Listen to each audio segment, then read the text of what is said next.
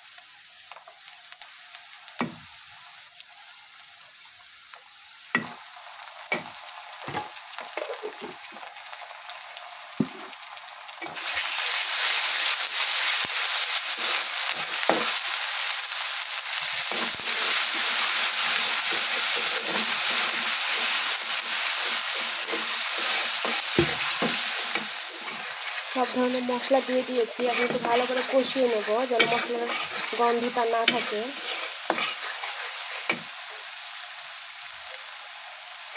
ভালো করে কষিয়ে তার মধ্যে আমি মুরগির মাংসগুলো দিয়ে দেবো।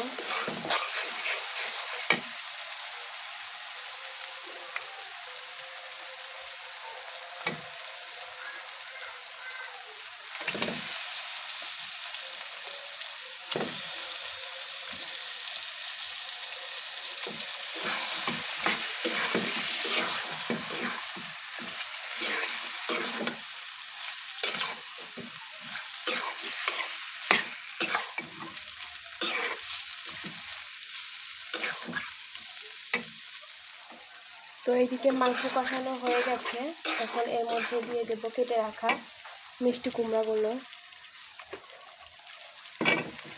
আমার কাছে এই মিষ্টি কুমড়ার তরকারি খুবই ভালো লাগে, যা দিয়ে রান্না করা যায় না কেন। আগে এক সময় এগুলো কিছুই খেতাম না সবজি, কিন্তু এখন বিয়ের পর দেখা যাচ্ছে এতদিনে এসে সব কিছুই খাওয়া শিখে গেছি। খেতে তো হবেই, তাই না? এখন এটা একটু ঢেকে রেখে দেবো সিদ্ধ হওয়ার জন্য।